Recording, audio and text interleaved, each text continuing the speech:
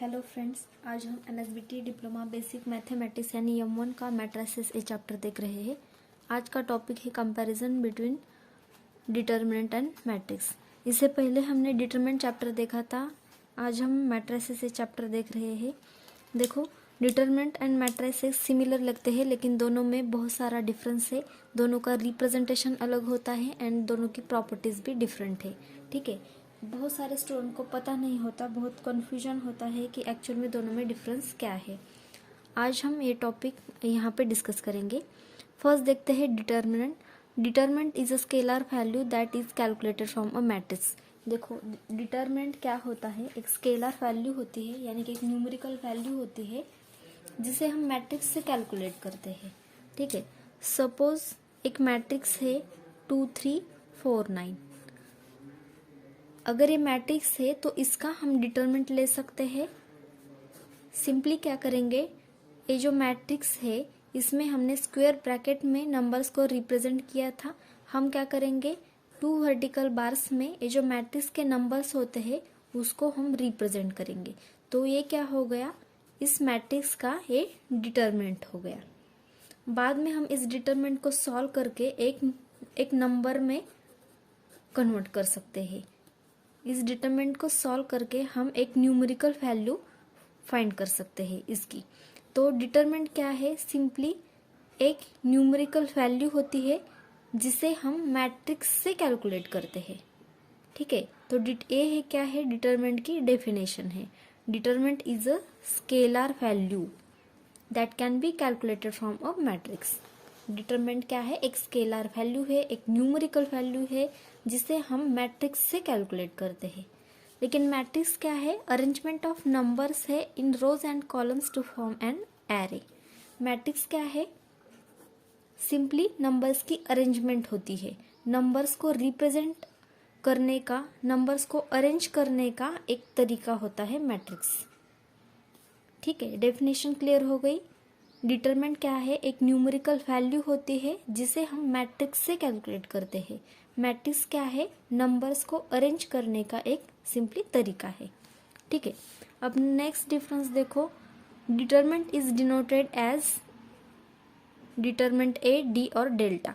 ये क्या है, इस तरह से हम डिटरमिनेंट को सिंबॉलिकली डिनोट करते हैं।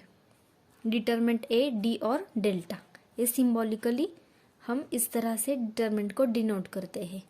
मैट्रिक्स को हम मैट्रिक्स ए इस तरह से सिंबॉलिकली रिप्रेजेंट करते हैं, या फिर सिंपली कैपिटल लेटर से रिप्रेजेंट करते हैं। यहाँ पे ए की जगह हम कोई भी अल्फाबेट का यूज कर सकते हैं। तो ये क्या है, डिटरमिनेंट का सिंबॉलिकली रिप्रेजेंटेशन है और ये मैट्रिक्स का है। ठीक है, indeterminate numbers are arranged in 2 vertical bars. Determinant में हम नंबर्स को 2 वर्टिकल बार्स में अरेंज करते हैं। ठीक है, यहाँ पे देखो, ये डिटरमिनेंट का एग्जांपल है। यहाँ पे डिटरमिनेंट में हम क्या करते हैं, 2 वर्टिकल बार्स में नंबर को अरेंज करते हैं। लेकिन मैट्रिक्स में हम नंबर्स को स्क्वायर ब्रैकेट्स में अरेंज करते हैं इस तरह से, जिसको हम ब्रेसेस बोलते हैं। ठीक है, डिटरमिनेंट में हम 2 वर्टिकल बार्स में नंबर्स को अरेंज करते हैं। मैट्रिक्स में हम 2 स्क्वायर ब्रैकेट्स में नंबर्स को अरेंज करते हैं। अब फोर्थ कंपैरिजन देखो। It has equal number of rows and columns, that is m is equal to n. It is not necessary to have equal number of rows and columns in matrix. Determinant में number of rows and number of columns equal होते हैं।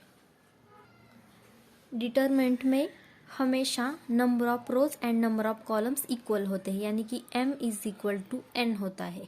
ठीक है, इसलिए determinant की order एक तो 1/1 या 2/2 या 3/3 या 4/4 इस तरह से होती है।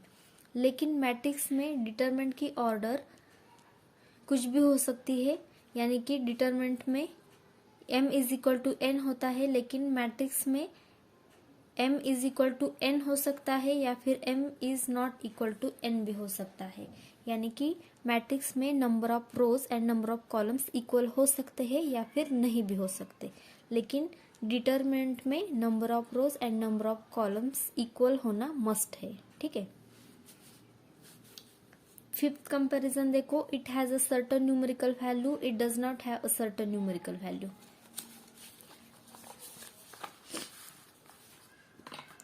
डिटरमिनेंट को एक न्यूमेरिकल वैल्यू होती है, हमने पहले भी देखा। सपोज कोई भी डिटरमिनेंट है तो इसको हम सॉल्व कर सकते हैं। इसको सॉल्व करके हम डिटरमिनेंट को एक वैल्यू फाइंड कर सकते हैं जो कि एक नंबर आती है। इसीलिए डिटरमिनेंट क्या है, डिटरमिनेंट को एक सिंगल न्यूमेरिकल वैल्यू होती है, लेकिन मैट्रिक्स को कोई भी न्यूमेरिकल वैल्यू नहीं होती। सपोज ए मैट्रिक्स है तो इस मैट्रिक्स को हम सॉल्व नहीं कर सकते। क्यों नहीं कर सकते? क्योंकि मैट्रिक्स क्या है, सिंपली नंबर्स की अरेंजमेंट होती है जिसको हम कभी भी एक नंबर में कन्वर्ट नहीं कर सकते, क्योंकि मैट्रिक्स को हम सॉल्व ही नहीं कर सकते। ठीक है। डिटरमिनेंट को हम सॉल्व कर सकते हैं एंड सिंगल नंबर में कन्वर्ट कर सकते हैं, इसीलिए determinant has a certain numerical value, लेकिन matrix not have certain numerical value. Matrix does not have certain numerical value, क्योंकि मैट्रिक्स को हम सॉल्व नहीं कर सकते। सिक्स कंपैरिजन देखो, interchange of rows and columns does not change the determinant value. Determinant में अगर हमने रोज एंड कॉलम्स को अगर इंटरचेंज कर दिया तो डिटरमिनेंट की वैल्यू चेंज नहीं होती। सपोज ए मैट्रिक्स है 2 4 3 1। ठीक है। अब इसकी वैल्यू क्या आती है, 2 into 1 is 2 minus 3 into 4 is 12, 2 minus 12 is minus 10। अगर हमने इस मैट्रिक्स, इस डिटरमिनेंट में कॉलम्स एंड रोज को इंटरचेंज कर दिया तो ये मैट्रिक्स क्या बन जाता है, 2 4 को हमने 2 4 इस तरह से वर्टिकली रिप्रेजेंट किया, 3 1 को हमने इस तरह से रिप्रेजेंट किया, यानी कि जो रोज है उसको हमने कॉलम में रिप्रेजेंट किया, तब भी इस डिटरमिनेंट की वैल्यू चेंज नहीं होती। 2 इंटू 1 कितना हुआ, 2 minus 4 into 3 12, 2 minus 12 is minus 10, तो वैल्यू दोनों की सेम ही आ गई। ठीक है। यानी कि डिटरमिनेंट में अगर हमने number of rows and number of columns को इंटरचेंज कर दिया तब भी डिटरमिनेंट की वैल्यू सेम ही रहती है। लेकिन मैट्रिक्स में क्या होता है, सपोज ए मैट्रिक्स है 7 3 4 9। ठीक है। अब हम क्या करेंगे, बी मैट्रिक्स बनाएंगे। इसमें क्या करेंगे, यहाँ पे जो रोज है उसको हम कॉलम में पुट करेंगे, 7 3 7 3 4 9 4 9। हमने क्या किया, रोज एंड कॉलम्स को इंटरचेंज कर दिया, लेकिन ये दोनों एंटायरली डिफरेंट मैट्रिक्स बन जाते हैं। ठीक है। यानी कि डिटरमिनेंट में अगर हमने number of rows and number of columns को इंटरचेंज कर दिया तब भी डिटरमिनेंट की वैल्यू सेम ही रहती है, लेकिन अगर मैट्रिक्स में अगर हमने रोज एंड कॉलम्स को इंटरचेंज कर दिया तो एंटायरली डिफरेंट मैट्रिक्स बन जाता है। क्योंकि ए मैट्रिक्स क्या है, देखो 7 3 4 9, ये क्या है 7 4 3 9। अब इसको हम सॉल्व भी नहीं कर सकते। ठीक है। मैट्रिक्स को हम सॉल्व नहीं कर सकते, मैट्रिक्स क्या है, अरेंजमेंट है नंबर्स की, तो ये तो डिफरेंट मैट्रिक्स बन गया और ये डिफरेंट मैट्रिक्स बन गया। ठीक है। नेक्स्ट देखो, the determinant value result into 0 if 2 रोज और 2 कॉलम्स आर इक्वल। अगर डिटरमिनेंट में एनी 2 रोज और एनी 2 कॉलम्स अगर इक्वल है तो डिटरमिनेंट की वैल्यू 0 आती है। सपोज ए डिटरमिनेंट है, इसमें 2 4 1 0 3 5 2 4 1। सपोज ये मैट्रिक्स है, इसमें फर्स्ट रो क्या है 2 4 1, एंड थर्ड रो क्या है 2 4 1, यानी कि यहाँ पे रो 1 एंड रो 3 सेम है। तो यहाँ पे डिटर्मिनेंट ए की वैल्यू इसको सॉल्व करने के बाद 0 आएगी, क्योंकि डिटर्मिनेंट में अगर कोई भी 2 रोज सेम है या फिर कोई भी 2 कॉलम्स सेम है तो उस डिटर्मिनेंट की वैल्यू 0 आती है। ये इसकी प्रॉपर्टी है। लेकिन मैट्रिक्स में ऐसा नहीं होता, ठीक है। सपोज 2 3 1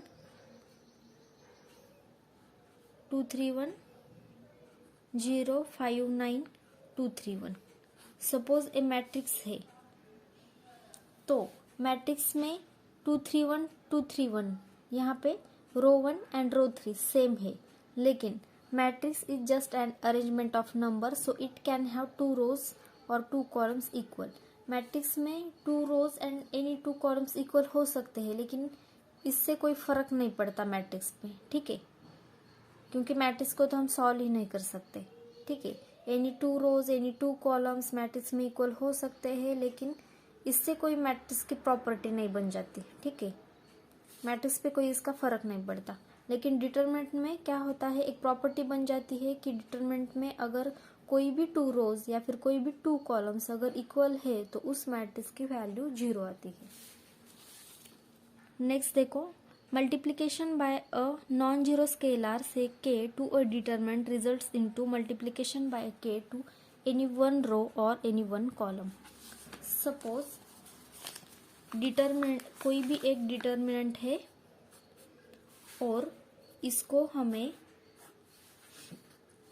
एक नॉन जीरो स्केलर से मल्टीप्लाई करना है 4013। सपोज एक कोई भी नॉन जीरो स्केलर है, यानी कि कोई भी सपोज एक नंबर है जिसको हमें एक डिटरमिनेंट से मल्टीप्लाई करना है। तो क्या हो जाता है, multiplication by a k to any one row और एनी वन कॉलम। तो ए मल्टीप्लिकेशन क्या होता है, हम क्या करते हैं, इस नंबर से डिटरमिनेंट के किसी भी एक रो को मल्टीप्लाई करेंगे या फिर किसी भी एक कॉलम के साथ मल्टीप्लिकेशन करेंगे। यानी कि सपोज 2 से हमें इस डिटरमिनेंट को अगर मल्टीप्लाई करना है तो हम किस तरह से कर सकते हैं, यहाँ पे 2 रोज है एंड 2 कॉलम्स है। हम क्या करेंगे, 2 को किसी भी एक रो के साथ मल्टीप्लाई करेंगे या फिर किसी भी एक कॉलम के साथ मल्टीप्लिकेशन करेंगे। तो ये हो गया नॉन जीरो स्केलर का मल्टीप्लिकेशन विथ डिटरमिनेंट। तो हम क्या कर सकते हैं, 2 को रो 1 के साथ मल्टीप्लिकेशन कर सकते हैं या फिर 2 के साथ रो 2 का मल्टीप्लिकेशन कर सकते हैं, 2 के साथ कॉलम 1 का कर सकते हैं या फिर 2 के साथ कॉलम 2 का मल्टीप्लिकेशन कर सकते हैं, ठीक है। तो ये मल्टीप्लिकेशन सपोज हम C1 के साथ मल्टीप्लिकेशन करेंगे तो क्या आता है, 2 इंटू 4 इज 8, 2 इंटू 1 इज 2, बाकी के नंबर्स एज इट इज रहेंगे। तो ये क्या हो गया, नॉन जीरो स्केलर का मल्टीप्लिकेशन विथ डिटरमिनेंट हो गया, ठीक है। हम किसी भी एक रो के साथ मल्टीप्लिकेशन करेंगे या फिर किसी भी एक कॉलम के साथ इस स्केलर का मल्टीप्लिकेशन करेंगे। लेकिन multiplication by a non zero scalar k results into multiplication by a k to each element in the matrix.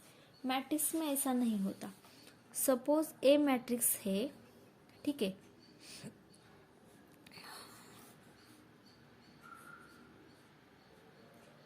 Four 4013। Suppose A matrix है, हमें क्या करना है, 2 इंटू ए मैट्रिक्स करना है। इसमें हम क्या करते थे, किसी भी एक रो के साथ मल्टीप्लिकेशन करते थे या फिर किसी भी कॉलम के साथ। इसमें ऐसा नहीं होता। हम क्या करते हैं, नॉन जीरो स्केलर k, इसमें क्या होता है, ये जो नंबर होता है इसका मैट्रिक्स के ईच एलिमेंट के साथ मल्टीप्लिकेशन होता है। यानी कि 2 इंटू 4 8, 2 इंटू 0 0, 2 इंटू 1 2, 2 इंटू 3 6। तो नंबर का मैट्रिक्स के साथ मल्टीप्लिकेशन इस तरह से होता है। इसमें हम उस नंबर को मैट्रिक्स के ईच एलिमेंट के साथ मल्टीप्लिकेशन करते हैं।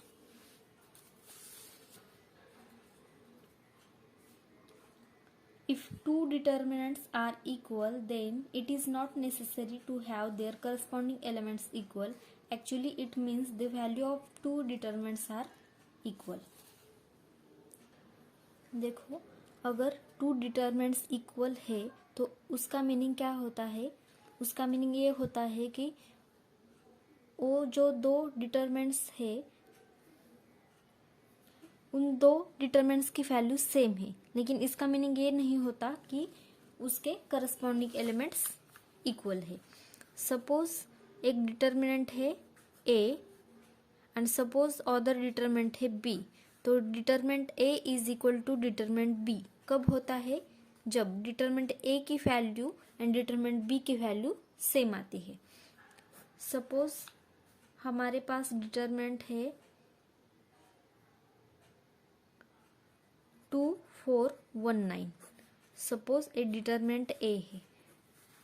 इसको सॉल्व करने के बाद इसकी वैल्यू क्या आती है? 18 - 4 इज इक्वल टू 14. सपोज हमारे पास दूसरा डिटरमिनेंट है बी इज इक्वल टू 2149. ठीक है, अब इसको सॉल्व करेंगे तो 2 × 9 इज 18 - 4 × 1 इज 4. 18 - 4 इज 14 आ गई. यहाँ पे डिटरमिनेंट ए की वैल्यू सॉल्व करने के बाद 14 आ गई है, डिटरमिनेंट बी की वैल्यू सॉल्व करने के बाद 14 आ गई है. तो हम यहाँ पे कह सकते हैं कि determinant A and determinant B क्या है? इक्वल है. तो डिटरमिनेंट के इक्वालिटी के लिए ए रूल है कि अगर कोई भी टू डिटरमिनेंट्स इक्वल है तो इसका मीनिंग क्या होता है कि वो उस दोनों डिटरमिनेंट्स की वैल्यू सेम आती है सॉल्व करने के बाद, लेकिन इसका मीनिंग ए नहीं होता कि उसके करस्पॉन्डिंग एलिमेंट सेम है. ठीक है, यहाँ पे देखो इसका करस्पॉन्डिंग एलिमेंट यहाँ पे 2 है, यहाँ पे 2 है, यहाँ पे 4 है तो यहाँ पे 1 है. ठीक है, यहाँ पे 1 है तो यहाँ पे 4 है, यहाँ पे 9 है तो यहाँ पे 9 है. यानी कि करस्पॉन्डिंग एलिमेंट सेम नहीं है, लेकिन दोनों की वैल्यू सेम है.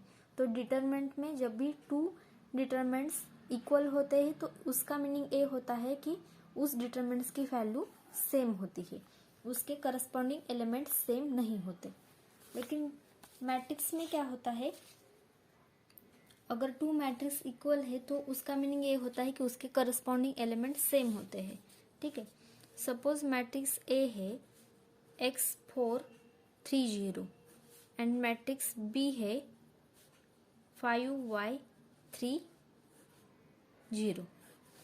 ठीक है, अगर matrix A is equal to matrix B है तो इसका मीनिंग क्या होता है? इसके करस्पॉन्डिंग एलिमेंट्स सेम होते हैं.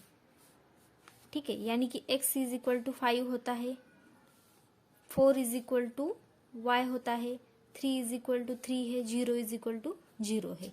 यानी कि ये जो करस्पॉन्डिंग एलिमेंट्स होते हैं वो क्या होते हैं? सेम होते हैं. लेकिन डिटरमिनेंट में जब टू डिटरमिनेंट्स इक्वल होते हैं तो उसके करस्पॉन्डिंग एलिमेंट्स इक्वल नहीं होते. So this is comparison between determinant and matrix. अगर ये वीडियो आपको थोड़ा सा भी इन्फॉर्मेटिव लगा हो तो please like and share the video and subscribe the channel. Thank you so much for watching this video.